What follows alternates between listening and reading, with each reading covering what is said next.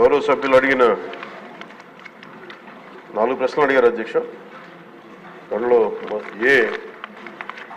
14 మరియు 15 ఆర్థిక సంఘం నిధుల కింద 2019, 2020 నుండి 2023-24 వరకు కేంద్ర ప్రభుత్వం నుండి విడుదలైన మరియు గ్రామ పంచాయతీలకు విడుదల చేసిన మొత్తాల వివరాలను సంవత్సర వారీగా తెలియజేస్తారని. అధ్యక్ష, సంవత్సరాల వారీగా గ్రామ పంచాయతీలకు 14 మరియు 15 ఆర్థిక సంఘం ద్వారా 2019, 20 నుండి 23-24 వరకు విడుదలైన గ్రాంట్ వివరాలను ఈ విధంగా తెలియజేస్తున్నాం అధ్యక్ష. 14 ఆర్థిక సంఘం 2019-20 ఆర్థిక సంవత్సరంలో కేంద్ర ప్రభుత్వం ద్వారా విడుదలైన మొత్తం 2,336,56 అధ్యక్ష. ఆంధ్రప్రదేశ్ ప్రభుత్వం ద్వారా గ్రామ పంచాయతీలకు విడుదలైన మొత్తం 2,336,56 అధ్యక్ష. మొత్తం 14 ఆర్థిక సంఘం 5వ సంవత్సరానికి 2019-20కి 2,336,56 అధ్యక్ష. అదే ఆంధ్రప్రదేశ్ ప్రభుత్వం ద్వారా కూడా గ్రామ పంచాయతీలు విడుదలైన మొత్తం 2,336,56 అధ్యక్ష. 15వ ఆర్థిక సంఘంకి సంబంధించి 2020-21 ఆర్థిక సంవత్సరానికి కేంద్ర ప్రభుత్వం ద్వారా విడుదలైన మొత్తం 1,837,50,00,000 అధ్యక్ష. ఆంధ్రప్రదేశ్ ప్రభుత్వం ద్వారా గ్రామ పంచాయతీలు విడుదలైన మొత్తం 1,837,50,00,000 అధ్యక్ష. 2021-22కి 1,338,52,00,000 అధ్యక్ష. ఆంధ్రప్రదేశ్ ప్రభుత్వం ద్వారా గ్రామ పంచాయతీలు విడుదలైన మొత్తం 1,338,52,00,000 అధ్యక్ష.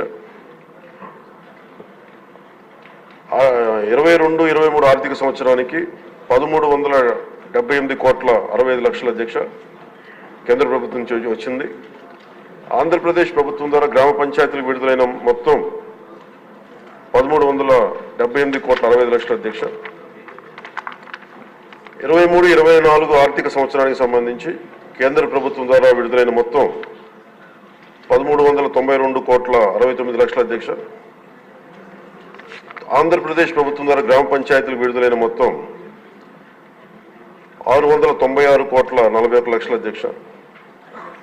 మొత్తం 15 ఆర్థిక సంవత్సరానికి సంబంధించి మొత్తం 15 ఆర్థిక సంఘం 5,947,36,00,000 విడుదల చేసింది అధ్యక్ష. ఆంధ్రప్రదేశ్ ప్రభుత్వం ద్వారా గ్రామ పంచాయతీలకి విడుదలైన మొత్తం 5,251,8,00,000 అధ్యక్ష.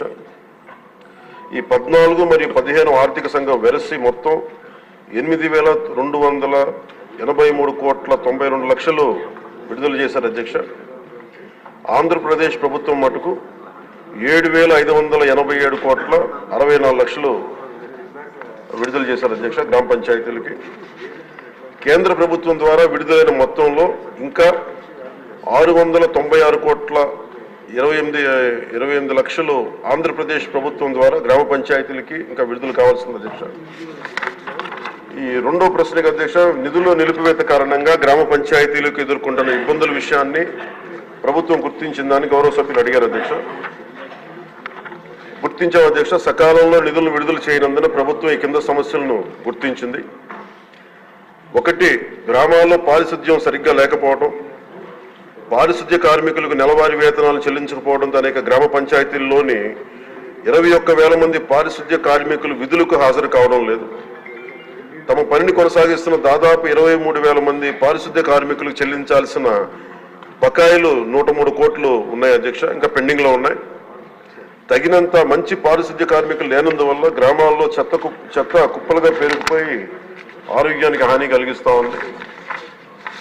తాగునీరు సంబంధించి అధ్యక్ష రెండో అంశం, మోటారు మరమ్మతులు చేపట్టకపోవడం, పైప్ లైన్ లీకేజీలు, నీటి క్లోరినేషన్ మరియు నీటి సరఫరా కార్మికులకు చెల్లింపులు చేయకపోవడం మొదలగు కారణాల వల్ల నీటి సరఫరా పథకాలు కూడా నిర్వహణ దెబ్బతిన్న అధ్యక్ష. అలాగే 3వ అంశం, వీధి దీపాలు. గ్రామ పంచాయతీల అనుమతి లేకుండా ఆంధ్రప్రదేశ్ డిస్కాంలకు చెల్లింపులు చేసే నిమిత్తంలో నిధులు ఎక్కువ భాగం మళ్లించడం అయింది. ఎల్ఈడి వీధి దీపాలను వెలిగించడం మరియు నిర్వహణ సరిగ్గా లేనందున అనేక వీధి దీపాలు పనికి రాకుండా పోయాయి. ఇది గ్రామీణ మహిళల రక్షణ మరియు గ్రామస్తుల భద్రత మొదలైన వాటితో సహా గ్రామంలోని అన్ని జీవన అంశాలపై ప్రతికూల ప్రభావాన్ని చూపింది. ఇంకా గ్రామ పంచాయతీలకు ఆర్థిక కమిషన్ గ్రాంట్లు నిలిపివేయడం వలన పేలవమైన పారిశుద్ధ్యం, అపరిశుభ్ర తాగునీరు మరియు పనిచేయని విద్యుత్ దీపాల కారణంగా మన రాష్ట్ర జనాభాలో 71% ఉన్న 3,54,00,000 గ్రామీణ ప్రజల జీవితం చాలా దారుణంగా ప్రభావితమైంది. అలాగే ఇది మూడవ ప్రశ్న అధ్యక్ష, దానికి గల కారణాలు ఏంటని అడిగారు అధ్యక్ష. గ్రామ పంచాయతీలకు సకాలంలో నిధులు విడుదల చేయకపోవడానికి గల కారణాలను ఈ కింద విధంగా గుర్తించడం జరిగింది అధ్యక్ష. గ్రామ పంచాయతీలకు ఎన్నికలు నిర్వహించడంలో 2 సంవత్సరాల 7 నెలలు జాప్యం జరగడం, 1/8/2018 తేదీన నిర్వహించాల్సిన గ్రామ పంచాయతీ ఎన్నికలు చివరికి నిర్వహించడమైంది. మరి ఎన్నికైన సంస్థ 2021 మార్చి నెలలో బాధ్యతను స్వీకరించింది.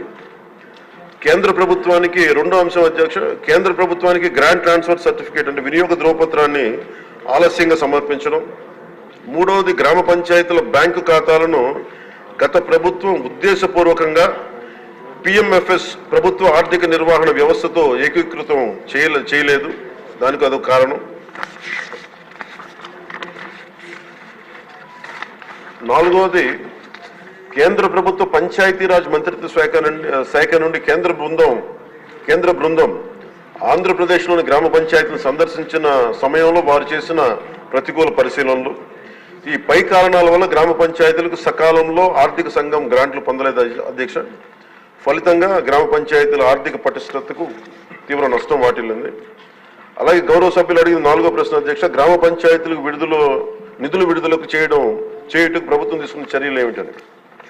గత ప్రభుత్వం నుండి ఆర్థిక దుర్నిర్వహణకు ప్రభుత్వం వారసత్వంగా పొందింది అధ్యక్ష. మరి మిస్మేనేజ్మెంట్ కానీ, అలాగే అందువల్ల రాష్ట్రంలోని గ్రామ పంచాయతీల ప్రస్తుత ఆర్థిక స్థితి యొక్క వారసత్వాన్ని ఈ ప్రభుత్వం తీసుకుంది అధ్యక్ష. మరి సకాలంలో నిధులు విడుదల వీలు కల్పించడానికి మరియు గ్రామ పంచాయతీలు పటిష్టపరచడానికి కూడా రోడ్ మ్యాప్ని రూపొందించడం అవుతుంది అధ్యక్ష.